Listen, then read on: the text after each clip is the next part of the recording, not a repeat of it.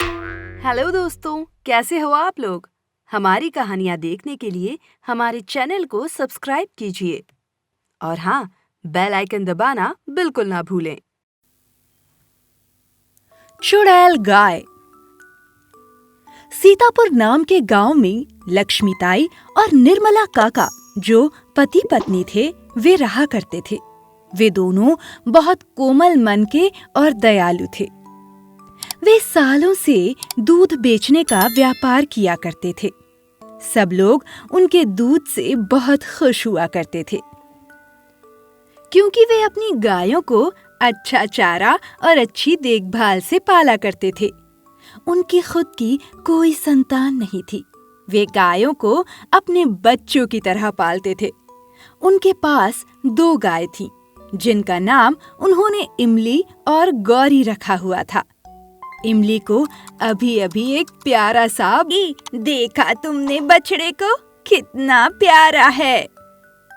निर्मल काका कहते हैं, हाँ, और तुम इसकी चिंता बिल्कुल मत करना। मैं अब आधा ही दूध निकालूंगा और आधा तुम्हारे बछड़े के लिए छोड़ दूंगा। हाँ, माँ के दूध पर सबसे पहला हक तो बछड़े का ही होता है। इमली और गौरी दोनों लक्ष्मीताई और निर्मल काका की बातें सुनकर खुश होती हैं। कुछ दिनों बाद, अजी सुनते हैं, मेरी तबीयत कुछ ठीक नहीं लग रही। तो चलो शहर जाकर दवाई ले आते हैं। शहर आने जाने में तो काफी समय लग जाएगा। तब तक इमली और गौरी की देखभाल कौन करेगा जी? हाँ, और अब तो गौरी भी बछड़े को जन्म देने वाली है। मैं क्या कहती हूँ, कुछ दिनों के लिए हम इन्हें आपके भाई के बेटे चेतन के पास छोड़ आएं। वो भी तो दूध का ही व्यापार करता है। वो इन सब का बहुत अच्छे से ख्याल भी रख पाएगा। हाँ, ये सही रहेगा। मैं आज ही उससे बात करके आता हूँ। निर्मल काका चेतन से बात करके आते हैं और चेतन इमली, गौरी और उसके बछड़े को रखने के लिए तैयार हो जाता है। पर चेतन एक अच्छा इंसान नहीं था। वो सिर्फ व्यापार करना जानता था और गायों का बिल्कुल भी ध्यान नहीं रखता था। सारी गायों का दूध निकालकर बेच आता है। उनके बछड़ों के लिए कुछ भी नहीं छोड़ता। इमली कहती है, गौरी, ये तो गायों के साथ बहुत गलत करता है। हमारे बछड़े को भी पर्याप्त मात्रा में दूध नहीं देता। हाँ इमली, तुम सही कह रही हो। मैंने तो अभी-अभी बछड़े को जन्म दिया है। मैं बहुत कमजोर हूँ और मेरा बछड़ा भी है, फिर भी इसे हम पर दया नहीं आती। पता नहीं हमारे मालिक कब आएंगे। गौरी बछड़े को जन्म देने के बाद बहुत कमजोर हो चुकी थी। फिर भी चेतन उसका दूध निकालता और दूध ना देने पर उसे मारता भी। सारी गाय चेतन के इस बर्ताव से बहुत दुखी थी। गौरी, तुम्हारी हालत तो बिल्कुल भी ठीक नहीं लग रही। मुझे नहीं लगता मैं बच पाऊंगी इमली। बस मुझे मेरे बच्चे की चिंता है। अगर उस चेतन ने मेरे बच्चे को कुछ भी किया तो मैं उसे छोड़ूंगी नहीं। इतना कहकर गौरी अपने प्राण त्याग देती है। गौरी के मरने के बाद भी चेतन अपनी हरकतों से बाज नहीं आया। उसने गौरी के बछड़े और बाकी गायों को परेशान करना बिल्कुल नहीं छोड़ा। चेतन कहता है, आज तो बहुत अच्छी कमाई हुई है, मजा ही आ गया। इतने में अचानक चेतन के सामने गौरी जो मर गई थी वो चुड़ैल बनकर आती है और जोर जोर से हंसते हुए कहती है। चेतन घबराकर कहता है, अरे ये क्या है, तुम कैसे आ गईं? गौरी चुड़ैल कहती है, क्यों अब डर लग रहा है? तुमने मुझे बहुत सताया है। मेरे बच्चे को भी दूध नहीं देते। अब मैं तुम्हें नहीं छोड़ूंगी। अरे कोई मुझे बचाओ! कोई नहीं आएगा तुम्हें बचाने यहाँ। चेतन वहां से भागने लगता है, पर जहाँ जहाँ वो जाता वहाँ वहाँ गौरी चुड़ैल पहुंच जाती। गौरी ने जादू से उस पर पत्थर फेंकने शुरू कर दिए। अरे मुझे जाने दो, मुझे जाने दो। क्यों? अब दर्द हो रहा है? जब तुम बेजुबान जानवरों को मारने लगते हो तब तुम्हें उनकी तकलीफ का एहसास नहीं होता?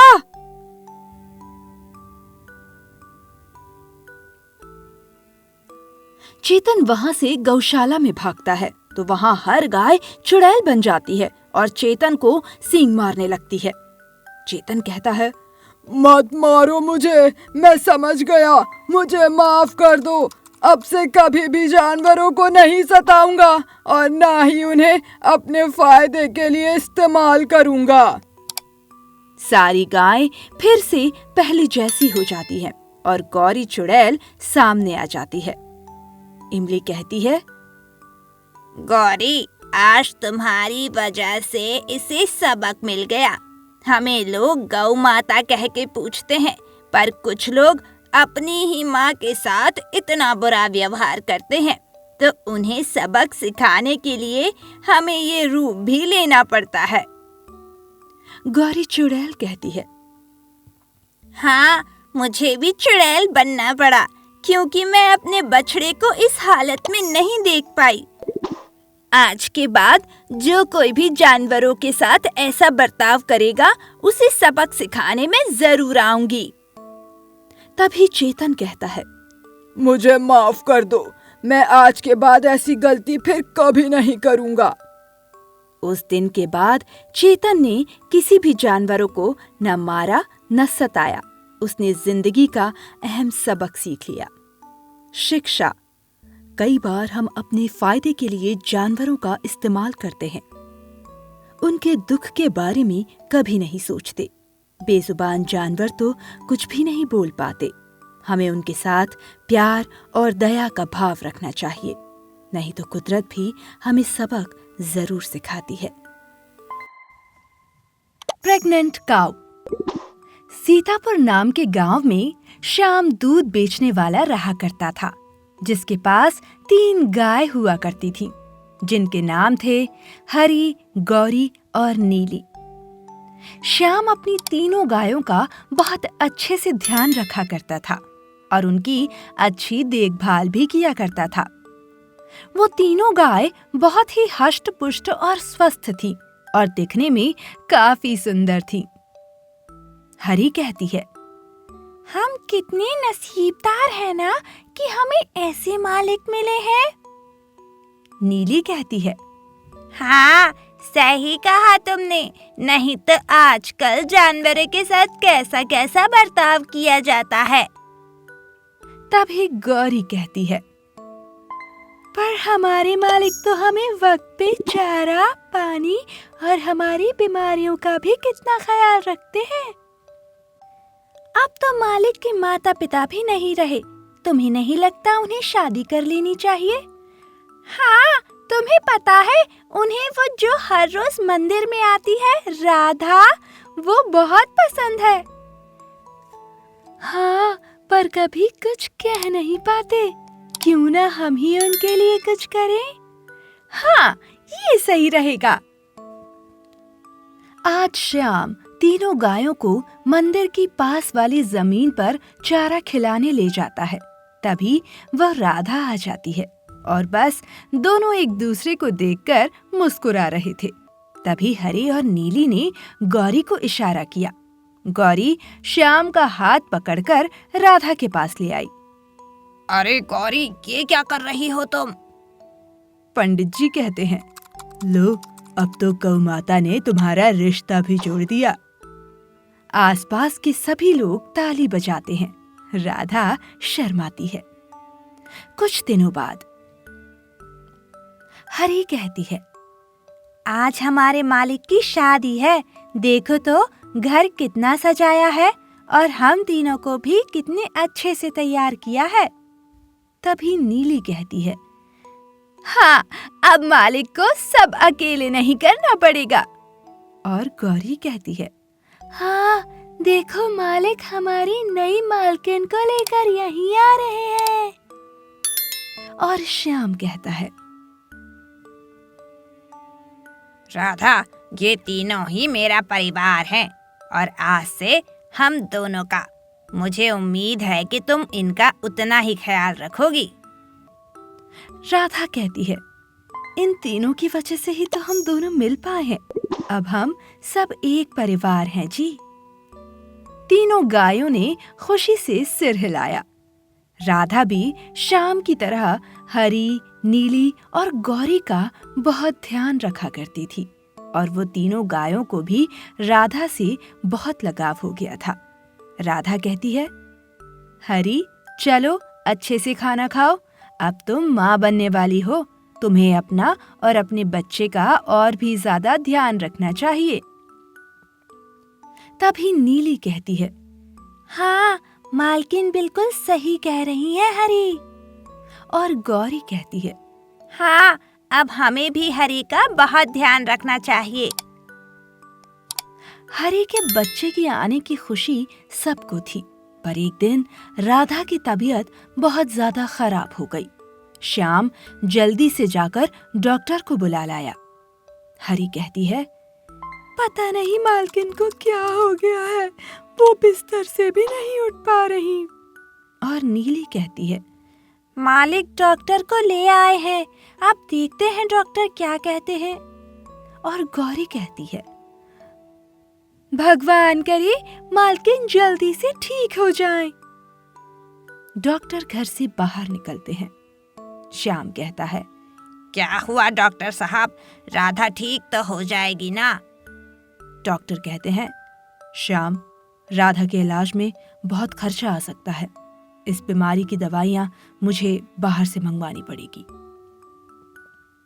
मैं अपना सब कुछ बेच दूंगा डॉक्टर साहब, बस आप राधा को ठीक कर दीजिए। तुम पैसों का इंतजाम करो, तब तक राधा का अच्छे से ख्याल रखना। और डॉक्टर वहाँ से चले जाते हैं। अब मैं इतने सारे पैसे कहाँ से लाऊंगा? ये सब बातें तीनों गाय दूर से सुन लेती हैं। हरी कहती है, हमारे मालिक कितने परेशान हैं मालकिन की तबीयत को लेकर। हाँ, काश हम उनके लिए कुछ कर पाते। हाँ, जब हमें जरूरत होती है तो मालिक हमेशा हमारे लिए साथ खड़े रहते हैं। राधा की तबीयत ठीक होने का नाम नहीं ले रही थी और श्याम के पास जितने पैसे थे अब वो धीरे धीरे खत्म हो रहे थे। तभी श्याम का एक दोस्त श्याम के पास मिलने आता है। दोस्त कहता है, अरे भाभी की तबीयत कैसी है श्याम? अभी तक वैसी ही है, दवाइयों के लिए और पैसों की जरूरत है। अगर तू बुरा न माने तो एक सुझाव है मेरे पास। क्या सुझाव है, बताओ। पास ही के रामनगर गांव में गायों के बीच एक मुकाबला रखा जाता है, जिसमें जो 3 गाय रस्सी को अपनी तरफ खींच लेती हैं, उन्हें पहला इनाम दिया जाता है। तुम्हारे पास तो 3 बिल्कुल स्वस्थ गाय हैं, तुम क्यों नहीं इस राशि खींच प्रतियोगिता में हिस्सा लेते? इससे भाभी के इलाज के पैसे भी मिल जाएंगे। नहीं नहीं, हरी इस समय गर्भवती है और मैं नहीं चाहता कि उन तीनों में से किसी को भी चोट लगे। जैसी तुम्हारी मर्जी। चलो ठीक है, मैं चलता हूँ। श्याम और उसके दोस्त की सारी बातें हरी, नीली और गौरी सुन लेते हैं। हरी कहती है, हमें इस प्रतियोगिता में हिस्सा लेना ही होगा। नीली कहती है, पर तुम कैसे ही कर पाओगी, तुम तो गर्भवती हो हरी। हाँ, इस प्रतियोगिता में अगर तुम्हें कुछ हो गया तो? हरी कहती है, हो भी गया तो कोई बात नहीं, मालिक के लिए इतना तो कर ही सकते हैं, पर हमें मालिक को बिना बताए कल वहाँ जाना होगा। हरी, नीली और गौरी तीनों सुबह श्याम को बिना कुछ बताए प्रतियोगिता में चली जाती हैं। वहाँ कई सारी हष्ट पुष्ट गायें आई हुई थीं। गौरी कहती है, तुम ये कर पाओगी हरी? हमारा मुकाबला उन तीनों बड़ी गायों से होने वाला है। मैं बिल्कुल तैयार हूँ। आज वक्त आ गया है कि हमें मालिक का कर्ज उतारना है। हम तुम्हारे साथ हैं हरी। चलो मुकाबला शुरू करते हैं। हरी, नीली और गौरी का मुकाबला सामने 3 सबसे बड़ी गायों से था। दोनों के बीच मुकाबला शुरू होता है। हरी, नीली और गौरी अपनी पूरी ताकत से रस्सी को खींचना शुरू करती हैं। इन तीनों को यहाँ देखकर श्याम का दोस्त श्याम को जल्दी से बुला लाता है। श्याम कहता है, ये क्या कर रही हो तुम लोग? वापस आ जाओ। हरी, तुम्हें चोट लग सकती है। पर वो श्याम की एक नहीं सुनती और अपनी पूरी जान लगाकर प्रतियोगिता जीत जाती हैं। पर हरी थककर जमीन पर गिर जाती है। श्याम रोते हुए कहता है, क्यों किया तुमने ये सब हरी? तुम्हारी हालत तो देखो। मुझे खुशी है कि मैंने आपके लिए कुछ किया मालिक। अब मेरे जाने का समय आ गया है। मालकिन से कहिएगा वो मेरे बच्चे का भी बहुत अच्छे से ध्यान रखे। और नीली और गौरी, तुम दोनों भी हमेशा मेरे बच्चे के साथ रहना। हरी एक बच्चे को जन्म देकर मर जाती है और मिले हुए रुपयों से राधा भी ठीक हो जाती है। राधा, नीली और गौरी हरी के बच्चे का बहुत ध्यान रखती हैं, पर आज उन्हें हरी की उतनी ही याद आती है। राधा कहती है, कहते हैं जानवरों में समझ नहीं होती। ये बिल्कुल गलत है। जानवर इंसान से ज्यादा भावुक होते हैं। उन्हें थोड़ा सा प्यार दिया जाए तो वे अपना सब कुछ आप पर लुटा देते हैं। आज हरी की वजह से मैं जिंदा हूँ, स्वस्थ हूँ। मैं उसका एहसान कभी नहीं भूलूंगी।